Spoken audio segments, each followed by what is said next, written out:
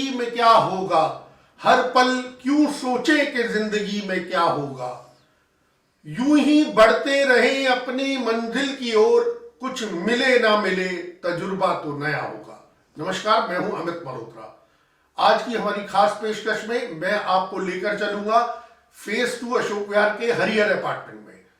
हरियर अपार्टमेंट की बात करें तो हरियर अपार्टमेंट जो है वो वहां LIG फ्लैट्स हैं, जैसा कि आप जानते हैं। कल के एपिसोड में हमने फेज 2 के A ब्लॉक के पार्कों का हाल आपको बताया था। आज हम जा रहे हैं हरियर अपार्टमेंट के पार्क का हाल जानने। तो सबसे पहले जिस पार्क को मैंने देखा, उस पार्क की जो हालत थी वो तो तस्वीरें बयां कर रही हैं, लेकिन वहां लगी हुई एक शिला पट्टिका पर अचानक ही मेरी नजर चली गई, जिस पर लिखा था कि विधायक दीपचंद बंधु ने यहां 9 सितंबर 2001 को ट्यूबवेल का उद्घाटन किया था। अब वो ट्यूबवेल का क्या हाल है वो तो आप तस्वीरों में देख रहे हैं।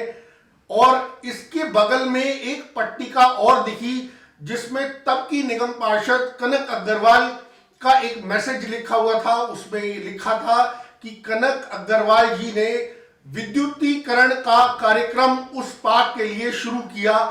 अब उस विद्युतीकरण का क्या हाल है, वहां लाइट की क्या व्यवस्था रहती है शाम के समय में, वो भी आप देख सकते हैं।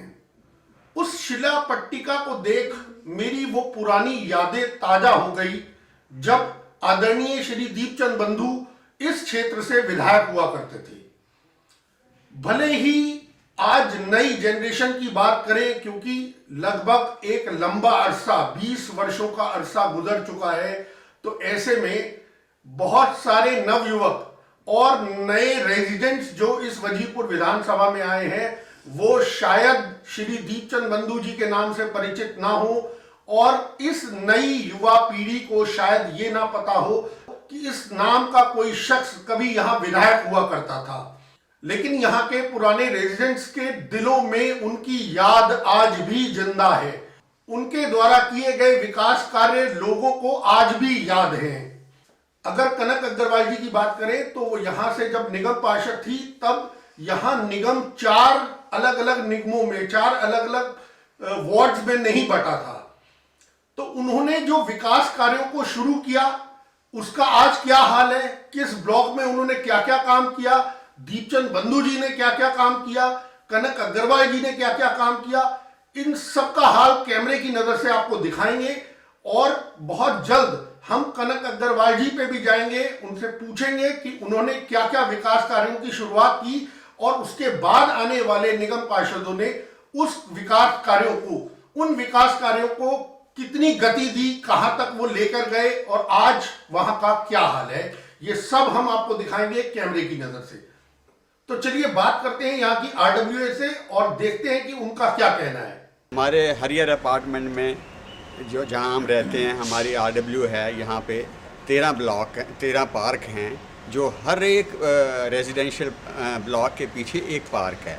काफ़ी अच्छी सुविधा है। ये DDA ने इस वक्त जो इसको MCD लुक आफ्टर भी करती है, और हमने अभी इसको ओन कर रखा है दिल्ली DPGS से, दिल्ली गवर्नमेंट से। और उसकी वजह से हम इसको एक माली रखा हुआ है जो 8 घंटे काम करता है और इसकी लुक आफ्टर करता है। लेकिन यही है कि थोड़ी सी लोगों में कमी यही रह जाती है कि जैसे सफाई करके जाता है तो फिर कूड़ा डाल देते हैं पार्क में। दिल्ली गवर्नमेंट वाले या कॉरपोरेशन वाले कोई ध्यान नहीं दे रहे हैं इस तरफ। हमने काफ़ी कॉरस्पॉन्डेंस किया है उनके साथ, लेकिन कोई जवाब नहीं। अभी रिसेंटली हमारे यहाँ से बाहर से 2 गाड़ियाँ चोरी हो गई हैं। मैं चाहूँगा कि ये हमारी एक समस्या को थोड़ा सा हाईलाइट किया जाए, ताकि थोड़ा सा रेजिडेंट को सिक्योर फील हो। तो चलिए अब आगे चलते हैं, अब जानते हैं कि हरियर अपार्टमेंट में और कौन कौन से पार्क्स हैं और उनका क्या हाल है। जैसा कि आप ये देख सकते हैं कि छोटे छोटे पार्क्स फ्लैट्स के बीच में बने हुए हैं, और उनमें आपको एक रस्सी बंधी दिखेगी जिस पर कि लोगों ने कपड़े सुखाए हुए हैं।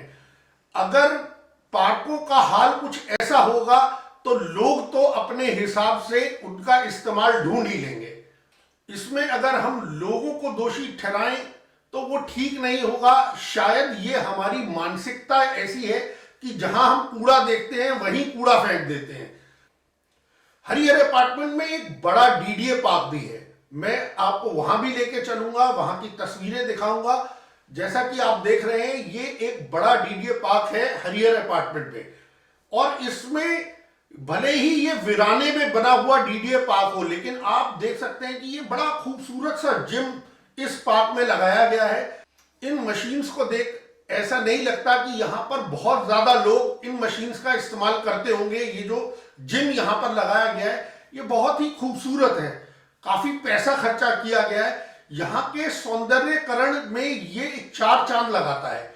लेकिन अगर यहाँ के पाथ की बात करें, यहाँ चलने वाले रास्तों की बात करें, तो आपको हर जगह खड्डे मिलेंगे। यहाँ जो लाइट की व्यवस्था है, यहाँ जो पोल्स लगे हुए हैं, वो बहुत खस्ता हाल है। इस क्षेत्र की जो निगम पार्षद हैं वो बीजेपी से हैं, और अगर वो चाहें तो वो जो यहाँ सांसद हैं डॉक्टर हर्षवर्धन, वो भी बीजेपी से हैं। अगर वो उन्हें अप्रोच करें तो यहाँ के डीडीए पार्क्स की हालत को भी बहुत हद तक सुधारा जा सकता है। आज के लिए बस इतना ही। तो रहिए ना बेखबर, करेंगे आपको बाखबर, देते रहिए हमें खबर। This is Amit Malhotra signing off. कल फिर होगी मुलाकात।